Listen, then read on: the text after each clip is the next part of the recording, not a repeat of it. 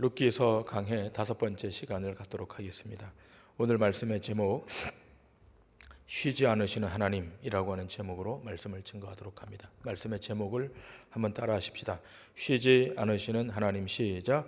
쉬지 않으시는 하나님. 우리가 사는 세상에는 상식을 뒤엎는 일이 너무 흔하게 일어나고 있습니다. 또 그 상식을 뒤엎는 일 때문에 때로 당황할 때가 많이 있습니다. 여러분 모두 그 개미와 배짱이 이야기를 다 아실 겁니다. 여름 내내 배짱이는 놀기만 하다가 겨울에 굶게 되고, 또 열심히 일한 개미는 추운 겨울에 따뜻한 방 안에서 잘 지낸다. 그러므로 개미처럼 근면하게 성실하게 살아야 된다라고 하는 이솝 우화의 이야기를 여러분 잘 아실 겁니다. 그런데 그 현대판 그 개미와 배짱이 이야기는 이렇게 바뀝니다. 개미는 여름 내내 열심히 일했습니다. 그런데 너무 일을 열심히 해서 신경통, 관절염, 허리 디스크에 영양실조까지 걸려서 겨울 내내 병원 다니느라 추운 날씨에 고생만 많이 했습니다. 반면에 여름 내내 기타 치고 노래만 부르고 그렇게 놀던 배짱이는 가을에 어떻게 해서 음반 하나 냈는데 그만 그것이 히트를 쳐서 떵떵거리고 살고 유명인사가 되었다. 이런 버전으로 바뀝니다. 상식을 뒤엎는 참 엉뚱한 이야기지만 사실 이런 이야기가 오늘 우리 주변에 흔하게 일어나고 있음을 알게 됩니다. 어떻게 보면 인생이 굉장히 쉬운 것 같고 또 머리만 잘 쓰면 잘 사는 길이 널려 있는 것 같습니다. 그러나 인생을 살아본 분들은 현대판 배짱이 같이 갑자기 뭔가 바뀐 일들이 일어나지 않고 있다는 사실을 너무나 잘 알고 있습니다. 특별히 거룩한 하나님의 부름을 입은 신자의 삶은 더더욱 그렇다는 사실을 우리는 기억해야 될 것입니다. 신자의 삶은 성실이라고 하는 삶의 중요한 토대 위에 그 삶이 세워져 있어야 합니다. 지금 우리가 계속해서 룻의 이야기를 통해 확인하고 또 확인하고 있는 것이 바로 이것입니다. 하나님은 어떻게 룻의 인생 가운데 생애 속에 간섭하셔서 어떻게 그의 인생을 이끌어 가시는가? 하나님의 그 이끄심, 하나님의 그 인도하심의 그 중심에 성실, 신실, 하심이라고 하는 이 중요한 대전제가 놓여 있음을 우리는 인지해야 됩니다. 오늘 우리가 본문의 말씀을 조금 더 깊이 들여다보면서 주시는 교훈의 말씀을 함께 다 같이 교훈받길 원합니다. 먼저 3장 10절에 룻기서 기자는 이렇게 기록을 하고 있습니다. 보아스가 룻에게 이렇게 말합니다. 그가 이르되 내 딸아 여호와께서 내게 복 주시기를 원하노라. 내가 가난하건 부하건 젊은 자를 따르지 아니하였으니 내가 베푼 인애가 처음보다 나중이 더하도다. 자, 지금 보아스의 말이 이렇습니다. 내가 빈부를 물러나고 연소한 자 곧 젊은 자를 쫓지 아니했다. 그러니까 룻이 이 사람 저 사람에게 눈길을 주지 않고 몸가짐을 태도를 바로 했다. 그런 이야기입니다. 룻은 그 대상을 확실하게 정했고 또 그에 대해서 성실했다고 하는 겁니다. 여기에 대해서 그 시어머니 나오미도 같은 마음을 가지게 됩니다. 보아스라고 하는 이 한 사람을 정하고 그리고 거기에 모든 것을 다 맡기고 그 길을 걸어갑니다. 이 사람 저 사람에게 함부로 기대를 걸고 또 여기 기웃 저기 기웃 하지 않았다는 것입니다. 인간적으로 판단하고 쉽게 부자가 되거나 또 성공할 수 있는 이 방법 저 방법을 따라 처신하지 않고 주어진 삶의 자리에서 최선을 다했다는 것입니다. 매일매일 열심히 이삭을 줍고 성실하게 살아가고 있는데 그것을 그동안 이 보아스가 지켜보고 있었던 것입니다. 오늘 우리 현대인들이 가지고 있는 약점 가운데 하나가 아마도 불성실인 것 같습니다.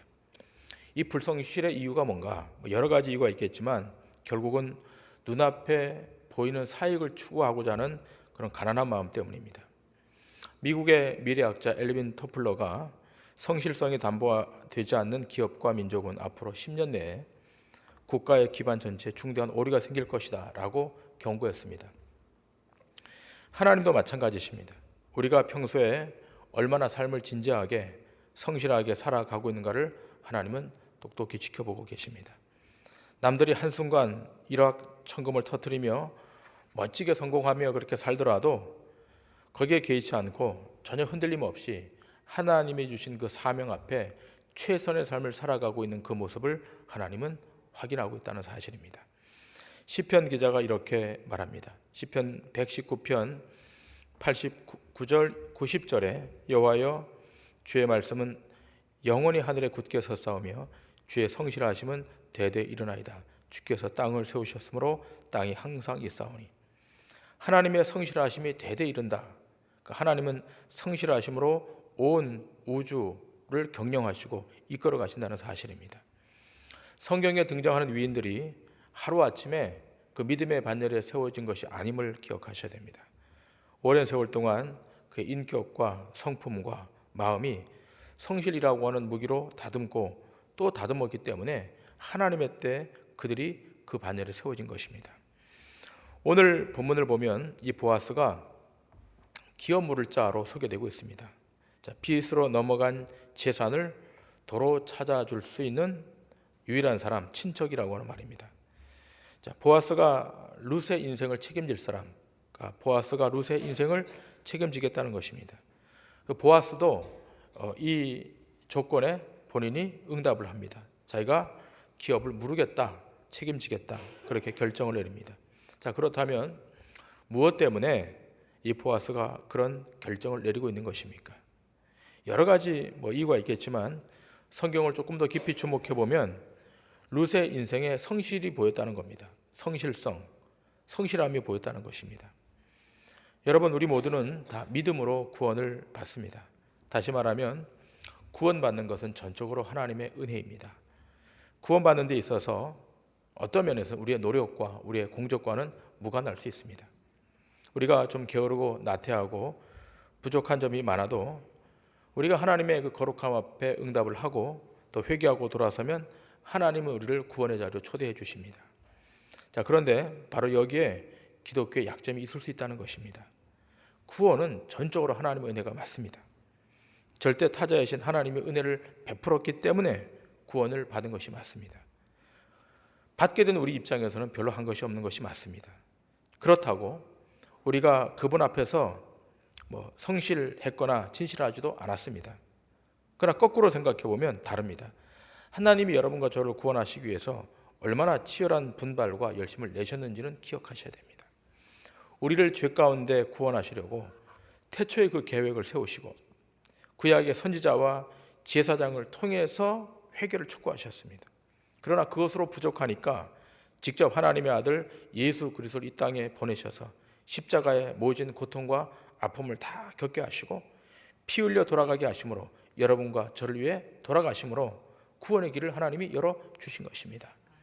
그러나 그 구원의 길이 열렸음에도 불구하고 우리가 즉각적으로 응답하지 않으니까 성령님을 보내셔서 그 성령님의 역사를 통하여 또 환경의 여러 가지 환난을 통하여 우리를 설득하시고 우리를 도전해 주셔서 그런 열심과 성실로 여러분과 저를 구원하셔서 이 자리에 아침 여기까지 오게 하셔서 예배하게 하신 것입니다. 우리 쪽에서는 그런 노력과 열심이 없었을지는 모르지만 우리를 구원하시고자 하는 하나님 쪽에서는 얼마나 분발했는지 얼마나 열심을 냈는지를 우리는 깨달아야 할 것입니다. 그래서 신앙이 자라난다고 했을 때 무엇이 그 기준이 되는가? 그것은 얼마나 그가 하나님의 콜링 앞에 성실하고 있는가? 얼마나 하나님 앞에 감사하고 있는가?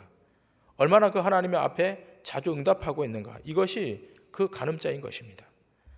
때문에 하나님이 우리를 위하여 이렇게 성실을 베푸셨다면 우리도 그분의 부름 앞에 성실로 응답해야 될 것입니다.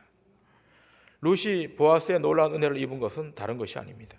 이 여인에게서 나타나는 성실성과 진실성입니다. 신앙의 영역도 동일합니다.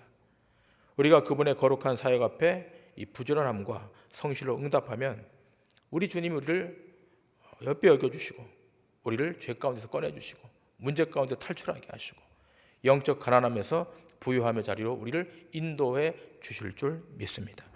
하나님은 우리를 당신의 은혜로 구원하시지만 구원받은 이후에 하나님 우리의 성실성을 보길 원하십니다. 우리가 그분 앞에 진실함으로 나아가는 이 영적인 성실함이 있을 때 하나님의 뜻이 하늘에서만 이루어지는 것이 아니라 오늘 우리의 삶의 자리에 그대로 이루어지는 역사가 있게 되는 줄 믿습니다. 그래서 우리의 삶에 하나님은 개입하신 이후에 우리를 성실한 하나님의 은혜의 자들로 우리를 세워주길 하나님은 원하시는 것입니다. 오늘 본문 9절에 이런 메시지가 기록되어 있습니다. 당신의 옷자락을 펴 당신의 여종을 덮으소서라고 하는 말이 있습니다. 조금 더 직설적으로 말하면 내 인생을 책임져 달라고 하는 말입니다. 근데 사실 보아스에게는 거기까지는 책임질 일이 없습니다. 단순히 빚으로 넘어간 재산을 찾아주면 될 뿐이지 그 사람 인생까지 다 책임지고 또 돌봐야 할 의무는 없는 것입니다. 일회성 구제 사업이라면 어떻게 해볼 수가 있겠는데 그 사람 인생을 책임져야 한다는 이 중차대한 일 앞에 누가 선뜻 나설 수 있겠습니까? 그런데 보아스가 결단합니다. 룻의 요청을 거절하지 않고 그녀의 문제 안으로 뛰어들기 시작합니다. 마찬가지입니다. 예수님께서 십자가에서 돌아가시면서 우리 인생들을 향하여 마지막으로 고백했던 고백의 메시지가 무엇입니까? 다 이루었다는 것입니다. 신학적으로 조금 더 깊이 말하면 세상의 진 빚을 내가 다 갚고 완성했다는 뜻입니다. 예수님은 자신의 목숨까지도 다 내놓으시면서 세상에 붙들려 있던, 세상에 담보되어 있던 여러분과 저를 마귀로부터, 세상으로부터 꺼내셔서 저 영원한 생명의 자리로 인도해 주신 것입니다. 이제 더 이상 우리의 구원을 다시 정죄하거나 다시 흔들 수 없다는 것입니다. 그래서 바울은 이렇게 말합니다. 로마서 8장 33절과 34절에 이렇게 말합니다. 누가 능히 하나님께서 택하신 자들을 고발하리요? 의롭다 하신 이는 하나님이시니 누가 정죄하리요? 죽으실 뿐 아니라 다시 살아나신 이는 그리스도 예수시니 그는 하나님 우편에 계신 자요 우리를 위하여 간구하시는 자시니라. 아멘. 그렇습니다. 하나님이 택하신 자를 누가 정죄하고 누가 그를 죄 있다고 다시 붙들어 놓겠습니까? 죄의 값을 대신 치르신 그 예수 그리스도의 그 놀라운 은혜로 우리 인생은 전혀 새롭게 바뀌게 되었고 저 영원한 나라로 들어갈 수 있는 놀라운 특권을 확보한 줄 믿으셔야 될 줄 믿습니다. 그 사실을 믿고 있기에 오늘 이 아침 여기 와서 하나님 앞에 예배하고 있는 줄 믿습니다. 한 걸음 더 나아가 본문으로 들어가 보면 오늘 룻과 보아스가 함께 있는 시간은 새벽입니다. 룻은 그때까지 보아스가 제공한 옷자락을 덮고 안전하게 보아스와 함께 있었습니다. 보아스가 밤중에 돌아가면 위험하다면서 자기가 있는 곳에 계속 머물도록 허락해 주었습니다. 그동안 집에서는 며느리를 그렇게 보내놓고 시어머니 나오미가 밤을 새우고 있었습니다. 아마 그 긴 밤을 이 나오미가 보내면서 아마 그는 기도하고 있었을 것입니다. 드디어 새벽이 밝아왔을 때 밖에서 문 두드리는 소리가 들립니다. 어머니 접니다. 문을 두드리는 룻의 목소리는 아주 밝고 쾌활했습니다. 문을 급히 열고 며느리를 맞이한 나오미가 이렇게 묻습니다. 그래, 일은 어떻게 되었느냐라고 묻습니다. 근데 여러분, 이 질문을 원어로 정확히 풀었으면 Who are you?라고 하는 말입니다. 너는 누구냐라고 하는 질문입니다. 우리 개정개혁 성경에는 이렇게 되어 있지만 원어 성경을 조금 살펴보면 나오미가 룻을 만나면서 룻에게 문을 열어주면서 너 누구냐라고 이렇게 질문합니다. 여러분, 며느리를 몰라보아서 너 누구냐라고 묻고 있겠습니까? 그게 아닙니다. 이 말은 대단히 상징적인 질문입니다. 너 여전히 과부로 돌아온 거냐? 아니면 결혼할 신부의 자격을 얻은 여자로 돌아왔느냐라고 하는 질문입니다. 아주 중요한 질문입니다. 이 나오미가 룻에게 던졌던 이 질문, 너 누구냐라고 하는 이 질문. 네가 과부로 그냥 돌아왔느냐? 아니면 결혼할 신부의 자격을 득하고 돌아왔느냐? 여러분, 이 질문은 나오미가 룻에게만 던지고 있는 물음이 아니라 오늘 이 아침 예배하고 있는 여러분과 저에게도 던지고 있는 물음인 것을 기억하셔야 됩니다. 오늘 여러분들이 예배를 마치고 나가서 밖으로 나가시면 성령님께서 물으실 겁니다. 너 누구냐? 라고 물으실 겁니다. 내가 누구냐? 그 질문 다 한 번씩 여러분 양심에 들으셨을 것입니다. 성령님은 계속해서 우리 심령 가운데 그 질문을 던져요. 너 누구냐? 너 구원받은 하나님의 자녀가 맞냐? 여러분이 사람을 만나고 있을 때, 어떤 중요한 일의 결정 앞에 섰을 때, 아니면 여러분이 원하는 상황이 아닌 위기의 상황 앞에 직면했을 때, 때로 여러분들이 지치고 피곤해서 힘들어하고 괴로워할 때, 그때 물으실 겁니다. 너 누구냐? 라고 물으실 겁니다. 인생의 패배자의 모습으로서의 나인가, 아니면 새로운 인생의 약속을 받은 룻과 같은 소망의 사람으로서의 나인가? 성령님이 물으실 겁니다. 너가 누구냐? 내 정체성이 무엇이더냐? 이 질문은 우리가 이 세상의 삶을 마감 지을 때까지 성령님을 통해 계속 우리는 그 물음을 들을 것입니다.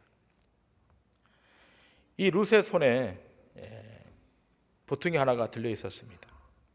이 보퉁이에는 보아스가 싸준 보리가 들어 있었습니다.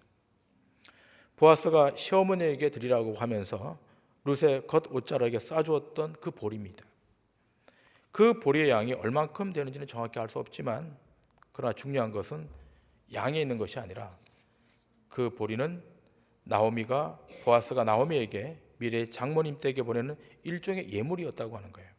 자, 여러분, 보아스가 장모님에게 보내는, 미래의 장모님에게 보내는 일종의 예물이 보리입니다. 보리입니다. 근데 3장 17절에 여기 빈손이라고 하는 단어가 등장하죠. 룻기 3장 17절에 보면 이르되 그가 내게 이 보리를 6번 되어주며 이르기를 빈손으로 내 시어머니에게 가지 말라 하더이다 하니라. 보아스가 룻에게 보리를 싸주면서 이렇게 말하고 있지 않습니까? 빈손으로 당신의 시어머니께 돌아가지 마십시오. 그러면서 룻의 손에 보리를 들려줍니다. 그렇습니다. 빈손으로 룻이 돌아가서 그 모습을 보면서 시어머니가 마음 아파서는 안 되겠다, 그런 마음입니다. 지금 보리를 들고 가는 사람은 룻입니다. 룻의 손이 빈손이 아닙니다. 그러나 정작 그 룻을 보면서 채워지고 넘쳐난 사람은 바로 나오미입니다. 여러분 기억하십니까? 일전에 나오미가 고향으로 돌아왔을 때 그가 동네 사람들 앞에서 어떤 원망 섞인 말을 했습니까? 여호와께서 나를 치셔서 빈손으로 돌아오게 하셨다, 이렇게 울먹였던 일이 있습니다. 룻기 1장 21절에 이렇게 기록되어 있지 않습니까? 내가 풍족하게 나갔더니 여호와께서 내게 비어 돌아오게 하셨느니라. 그런데 이제 어떻게 되는 겁니까? 하나님은 나오미의 손에 넘치도록 축복의 은혜를 베풀어 주고 계십니다. 그의 삶이 넘치도록 풍성하게 된 것입니다. 여러분의 손에 빈손처럼 그렇게 느껴질 때가 있지 않았습니까? 그러나 조금만 기다리면, 조금만 시간이 지나고 나면 하나님은 빈손으로 그냥 버려두지 않으시고 거기에 놀라운 은혜로, 놀라운 축복으로 풍성하게 채워지고 있다는 사실을 믿으셔야 될 줄 믿습니다. 나오미는 보아스가 룻 편에 보내온 이 보리를 건네받고 참으로 많은 생각을 했을 것입니다. 참 인생이 불공평한 것 같고 산다는 게 다 부질이 없었던 것 같은데, 그러네, 그게 아니구나라는 생각을 했을 것입니다. 그래서 이제 나오미가 아주 중요한 말을 합니다. 이 말은 너무 중요한 말인데 18절의 말씀은 다 기억하셔야 될 말씀입니다. 18절에 이렇게 말합니다.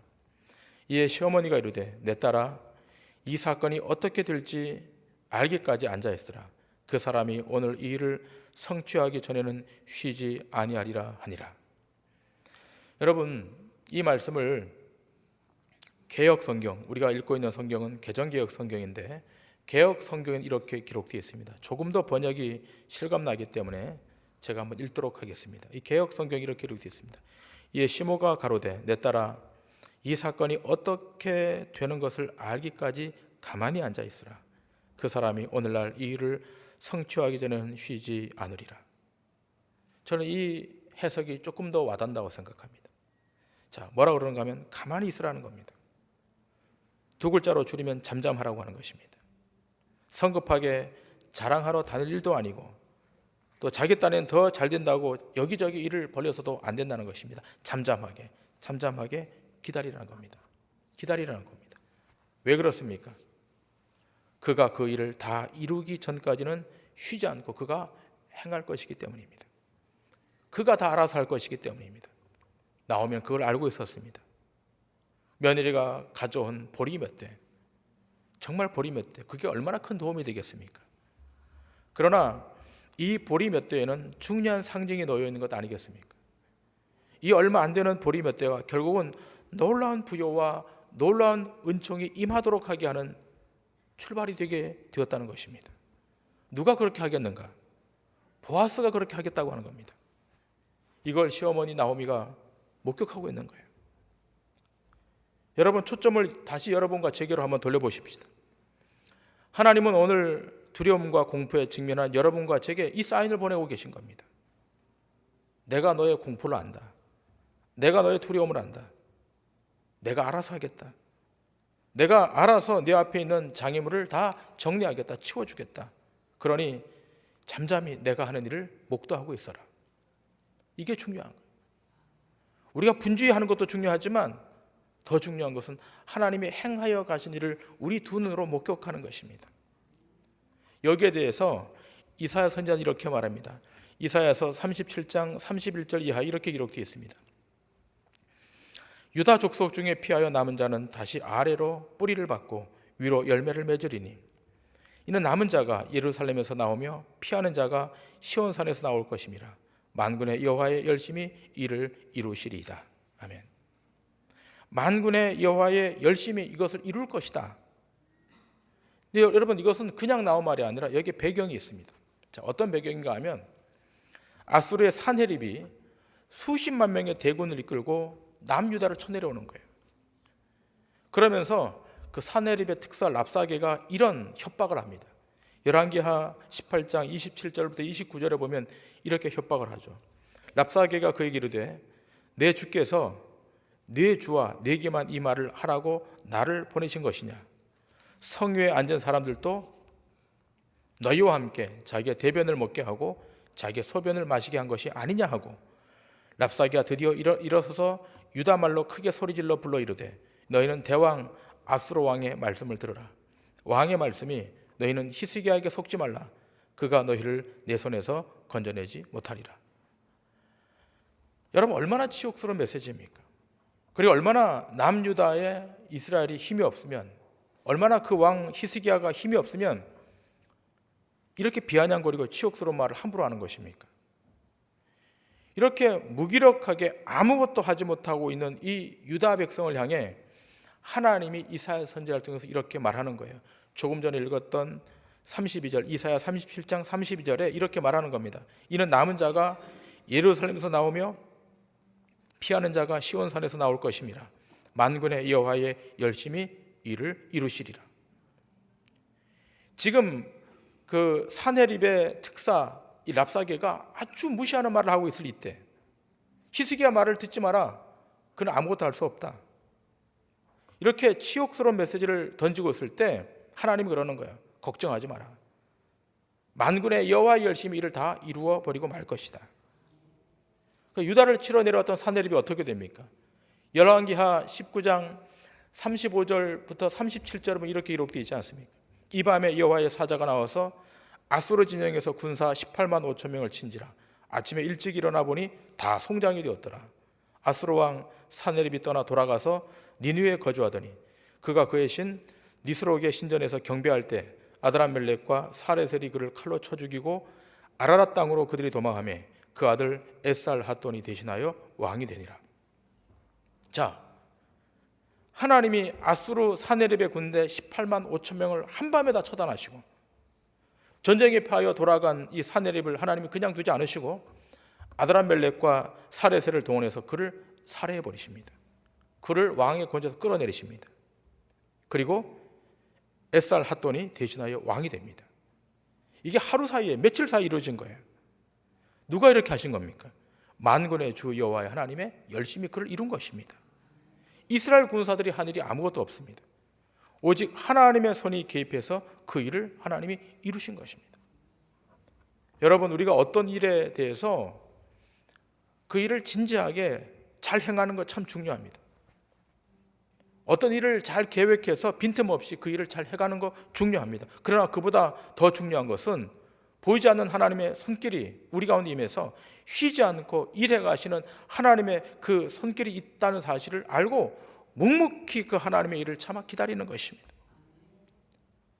잠시 문제 바깥으로 나와서 하나님이 어떻게 행하여 가시는가를 보는 것, 그건 너무 중요한 겁니다.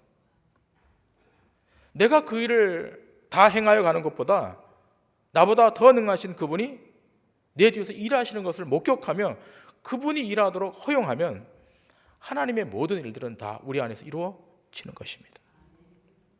여러분 앞에 고통스러운 문제가 있습니까? 아무리 해결하려고 해도 해결되지 않은 미완의 숙제가 있습니까? 너무 조급하게 행하지 마시고 한 발짝 뒤로 물러서서 하나님의 임재, 하나님의 터치를 기다리십시오. 그분이 역사하실 수 있도록 그 공간과 틈을 여러분이 들이셔야 됩니다. 오늘 나오미가 그러는 거예요. 루사, 며느리 너무 조급해하지 마라. 잠잠히 봐라. 너 주인 보아스가 어떻게 그 일을 완성할지를 네가 봐라. 성실하게 어떻게 이끌어간지를 보라는 겁니다. 오늘 우리의 삶이 그렇습니다.